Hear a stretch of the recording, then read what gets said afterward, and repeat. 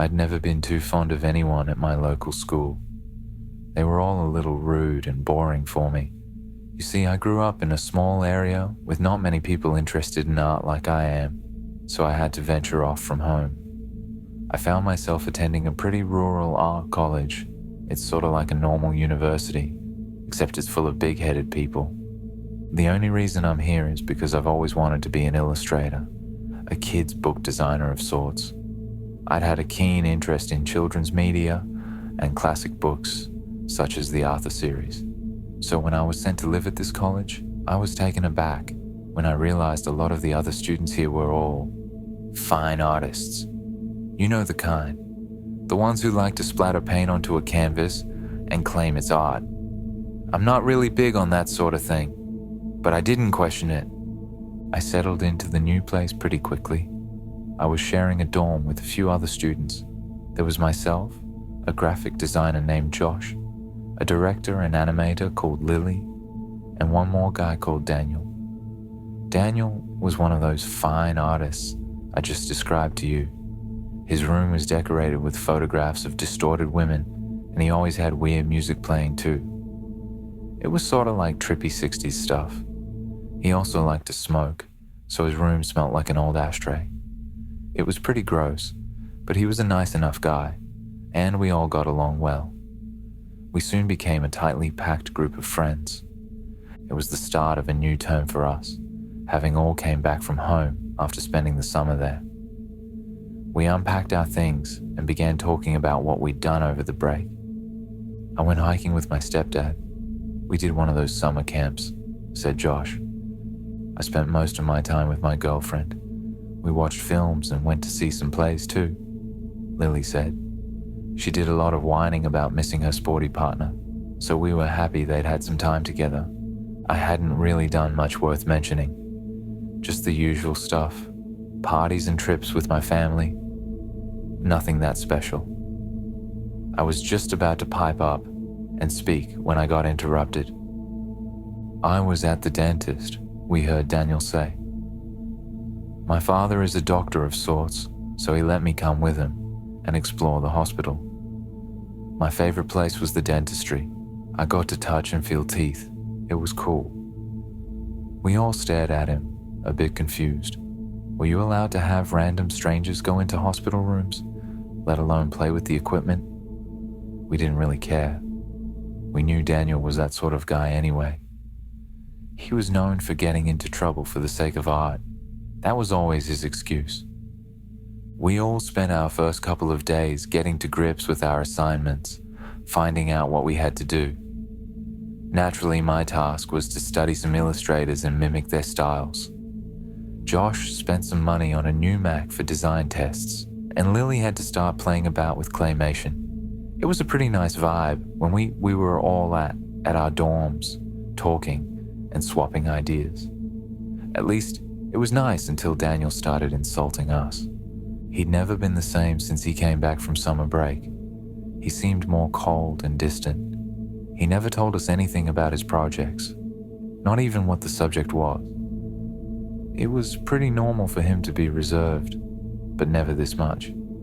At nights, he'd make himself dinner, shut himself in his room, crank up the music, and not be seen until the next morning. The rest of us would go out places, like bowling, or down to a local gig. Daniel used to happily tag along, but not anymore. We assumed that something must have happened to him, so we decided not to press him on it. One night, myself and Josh had gone out. Lily didn't come with us. She said she wanted to see if Daniel was okay, since he hadn't been talking to us for a few days now. We could see her point, and complied. She spent the evening knocking on his door, trying to get him to speak with her. Just before we left, we saw it open and Lily step inside before it was locked again. Brushing it off, we headed out. We'd gone to see a movie and then for a few innocent drinks. It was fun, but we didn't get home till around 2 a.m. When we arrived back, Josh said goodnight and went straight to sleep. I didn't go to bed yet. I was pretty damn hungry. Drinking always made me hungry, So I raided our fridge and found some cold pizza from the night before. I was going to go back to my room when I realized something I didn't notice before. Daniel wasn't in his room, and Lily wasn't in hers. Due to Daniel's strange new behavior of locking himself in his room until early hours, and the fact that Lily never went anywhere without texting us, this was pretty weird. I went over to his door and gave it a knock, and it opened right up. It wasn't locked or anything. I assumed he and her had gone out with some of his Ponzi art friends, but it wasn't like Daniel to leave his door open. I've always been a nosy son of a bitch, so I stepped inside to see if there were any signs that he had gone somewhere. His keys and jacket were missing, but he'd left his wallet on his desk. The other thing that was odd was that his laptop was on his bed and still on. Curiosity got the better of me. Perhaps this could have been my chance to find out about the art project he'd been hiding. I mean, Daniel was a fine artist, remember? So it could have been anything. I noticed that he had a USB plugged in and 2 files on the screen. One was called Dentist Photos, and the other file was a singular image named Teeth.jpg. I clicked on the Dentist Photos file. It was just pictures of people's teeth, as well as plastic models of teeth. Nothing interesting. I clicked back off the file and decided to check out Teeth.jpg. The image would be forever burned into my brain.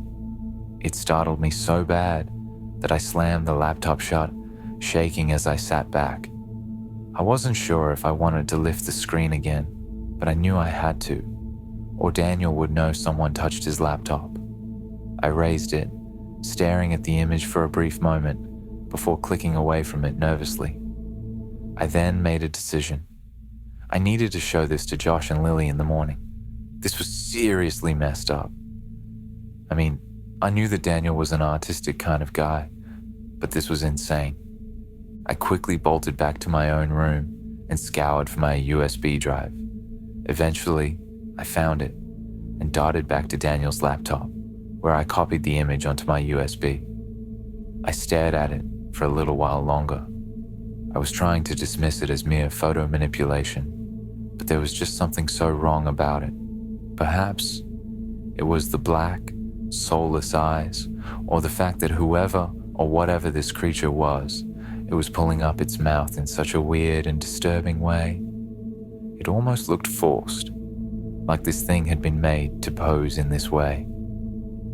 I shook it off as mere paranoia and fixed up the laptop so that it didn't look tampered with before I went back to my own room. Soon enough, I heard our front door open, then the sound of footsteps, then Daniel's door locking. Daniel was back home, but there were no signs of Lily. The next morning, I waited until Daniel had gone out for one of his lectures. Since it was a Friday, Josh and I had the morning off. I decided now would be a good time to show him the image.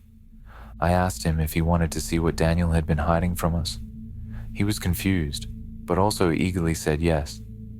I brought my laptop into the living room, loaded up my USB, and opened the image for us both to see.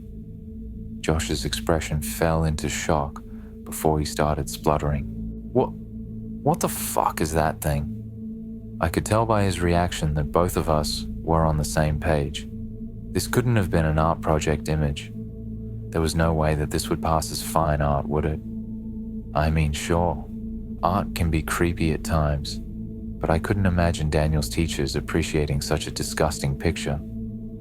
I know that Daniel can be a creepy son of a bitch, but that isn't right. We've got to show Lily that. We both cut off one another, then paused briefly before looking at each other in confusion. Where was Lily? I realized that she hadn't come back with Daniel last night, and that neither of us had seen her that morning. When I explained to Josh, he began to worry.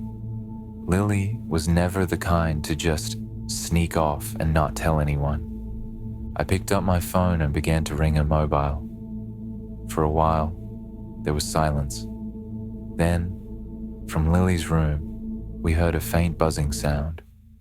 Josh got up and walked inside rather quickly. He'd never been one to go into girls' rooms. He came back out holding Lily's phone in his hand with a worried look on his face.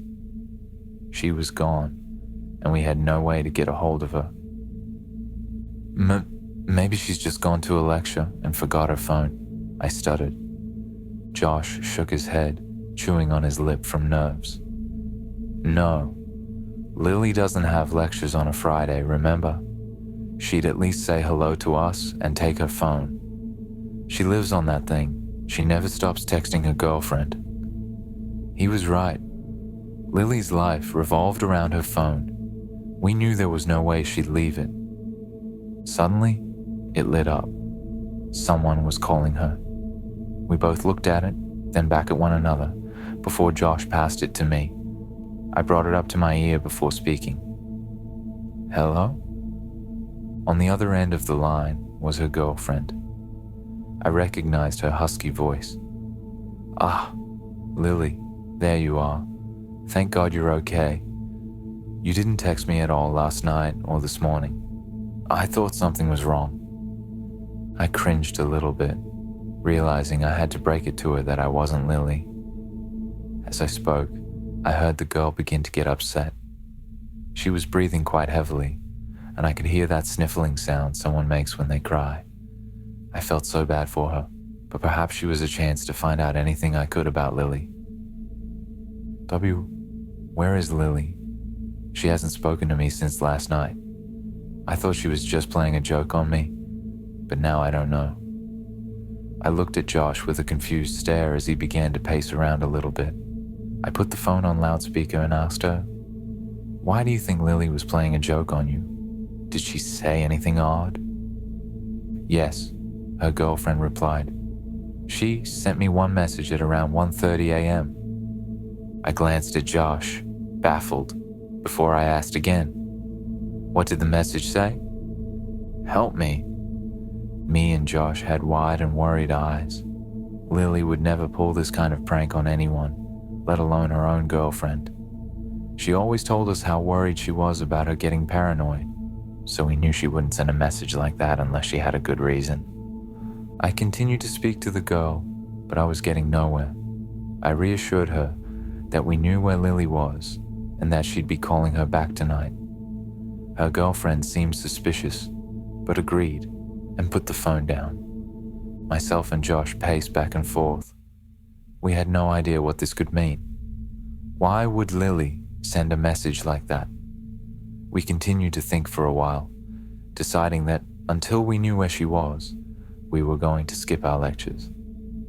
We spent a long time thinking over things and began to write down the connections we could make. Afterwards, Josh read out the list to me so I could think it over. First, Lily goes into Daniel's room at around 10 p.m. She's locked in. Then, we return home at 2 a.m. During that time, at around 1:30 a.m., we know that Lily asked her girlfriend for help. You discover that neither Lily or Daniel are home yet. Daniel's door is unlocked and his laptop has been left on. You find the image and then leave. You then return to your room and heard Daniel come home, but not Lily. Lily is still not back home yet, but Daniel is. What the hell could this all mean? I thought over it for a while, then came to a conclusion. I didn't want to make this connection, but it was the only one I could think of. Daniel did something to Lily. We have to confront him tonight if Lily doesn't come home between now and then, okay? Josh looked shocked, but he agreed. Daniel would be our only chance of finding out what happened to Lily. Later that night, there were still no signs of her. We knew that her girlfriend would be calling soon, so we decided to turn the phone off. We didn't want to reassure her with false information. It was 6 p.m. before Daniel finally came home. He looked rather startled to see us both standing there in the living room. He lightly placed his art folder and satchel down against the sofa as we both stood up. Josh spoke first, and I could tell he was trying to keep his composure.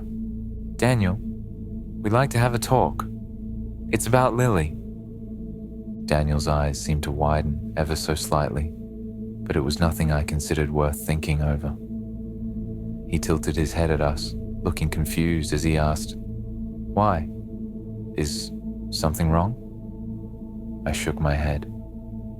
I didn't want him to think we were accusing him of anything. We would never get any answers out of him that way. He did look a little on edge, though, glancing away from us as he itched his wrist under his baggy grey jumper. He pushed his rather dark black bangs out of his face as he spoke. "Then what is it? Is she okay? I mean, I know she left her phone here last night, so I suppose there wouldn't be any way to get a hold of her." We didn't say anything. We weren't too sure about how to proceed. How were we supposed to ask him if he did anything to Lily without him taking offense?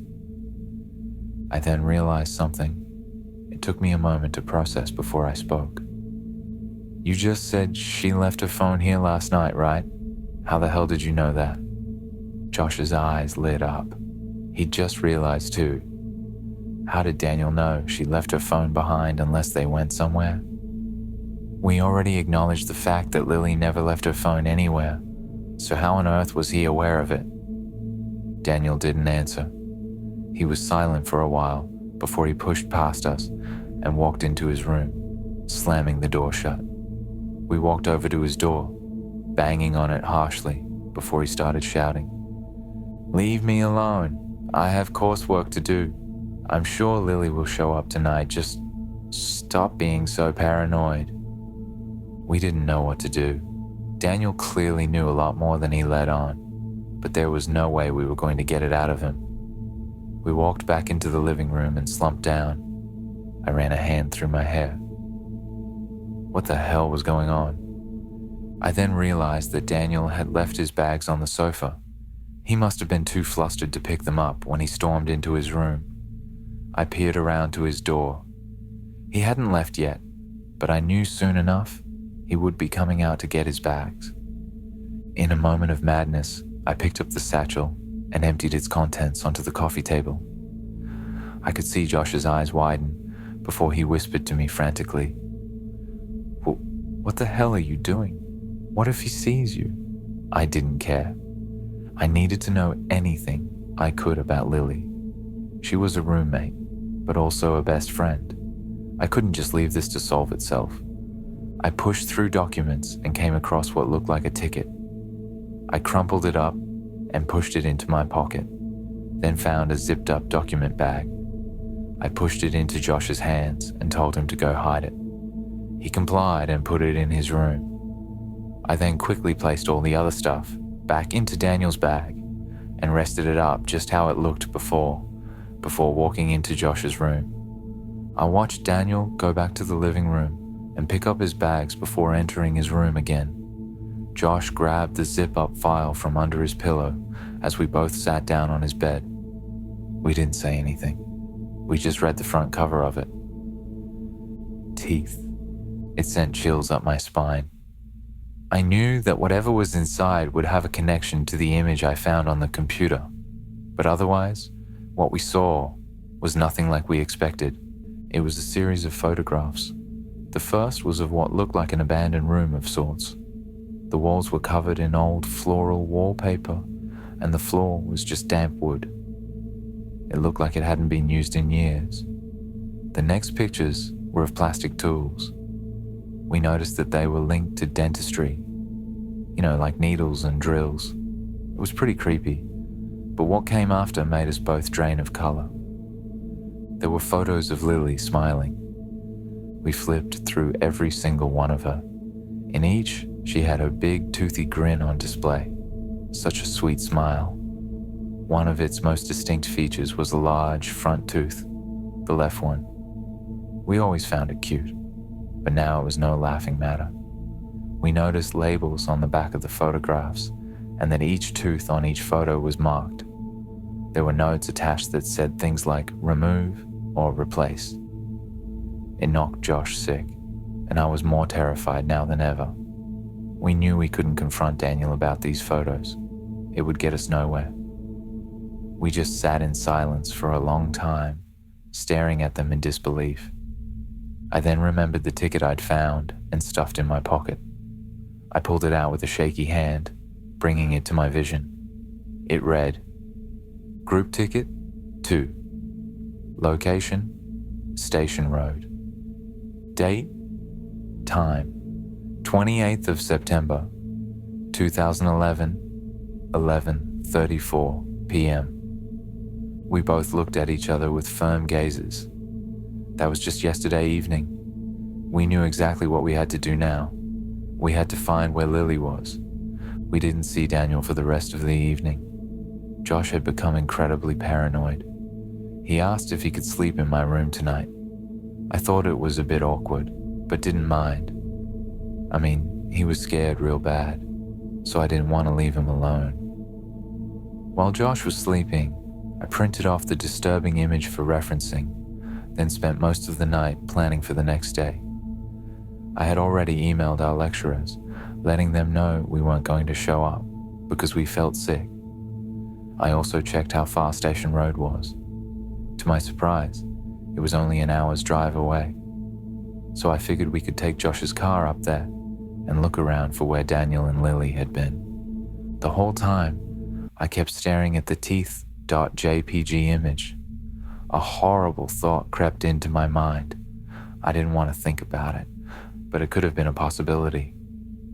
Was the person in the picture Lily? Every time I thought about it, I'd shake it off, telling myself I was just being paranoid. But it all added up. The timing, the photographs. It would make sense. I didn't want to believe it, and I certainly wasn't going to until we found Lily. The next morning, myself and Josh got ready at around 6 a.m. We wanted to be out of the dorm before Daniel woke up, and we made sure to lock our own doors. We also decided to take Lily's phone with us. We didn't want to leave anything behind that would indicate we were being suspicious. Eventually, we left the dorm and got into Josh's car. I had brought along a small bag full of different things, such as the photographs, a flashlight, a camera, and a notepad with a pen. We loaded ourselves into the car and made our way towards Station Road, able to pinpoint it with my mobile GPS. When we got there, we found that it was in a rather abandoned-looking area of town. The place was practically deserted. All we could see were tall, crumbling buildings and little, empty houses. We took out the photo of the room and began to walk up to each house. We pressed our faces to their windows to see if we could make out the floral wallpaper, like the room in the photograph. We spent a good few hours doing this, but for nothing. We were getting pretty angry at this point. We just wanted Lily back. Josh got so mad that he walked up to one of the house walls and started kicking it harshly, shouting from the top of his lungs. Just as he kicked the wall one last time, we noticed it begin to tear. Josh looked down at his foot and realized he had ripped what appeared to be a piece of painted paper away from it. He quickly tore down the remaining pieces to reveal what looked like an outdoor basement. The doors were rusty and scratched, but we noticed that the metallic handle was clean, as if it had been tampered with. Josh looked over his shoulder to me. I gave him a nod and quickly took a photo of the layout of this basement-like thing. Josh then walked down to the doors and gave them a push. To both of our surprises, they were blocked by a plank of wood, which Josh was thankfully able to remove fairly easily. We then opened the doors, slowly and cautiously. Who knew what could have been kept in there? It was obviously hidden for a reason. If only we knew what was coming. Perhaps it would have saved us both from throwing up. As we stepped inside, we were met with a rancid odor.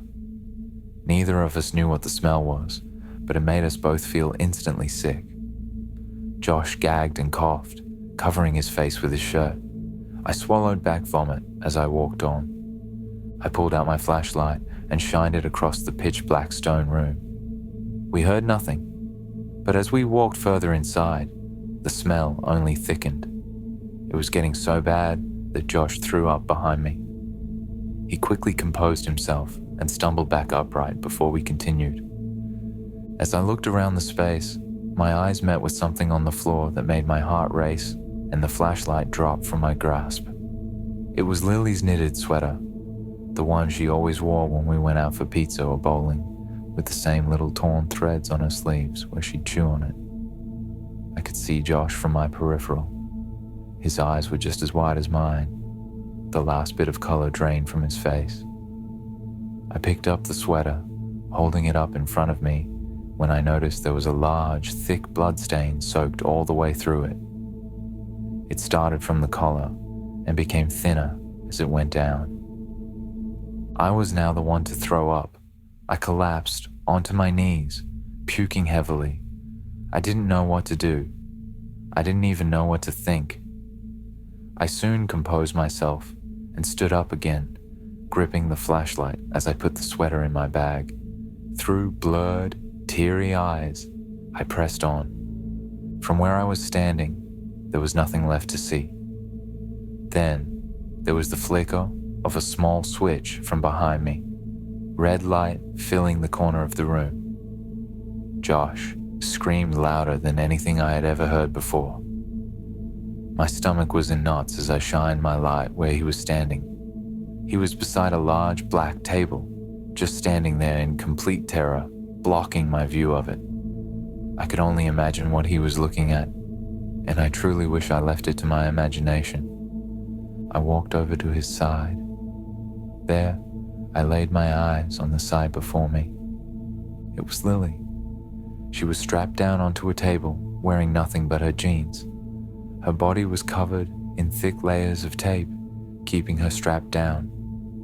One of her arms dangled down to her side. The other was nowhere to be seen. Its replacement was a taped-up stub covered in bloodstains. I could hardly breathe. My stomach was so knotted and my breathing so tight that all I could do was stare. I looked up at Lily's face. Her head had been forced back, and we could see that her innocent blue eyes had been violently gouged out. They'd been replaced with thick black wax that filled the holes. Her nose had been contorted and broken, snapped in many places, but the worst part of it all was her mouth. Her jaw had been forced open, her maw filled with the same black wax.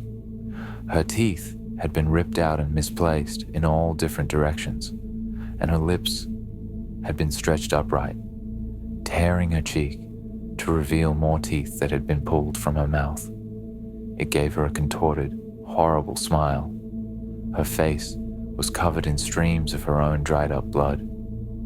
I stared at the hand that was holding the mouth open. It was her own. Her hand had been stitched to the ripped cheek. The flesh was torn and falling apart under her nails, which were cracked and chipped, staples and little threads holding them in place. The red fluorescent light created horrific shadows and highlighted every grotesque feature now visible on Lily's face.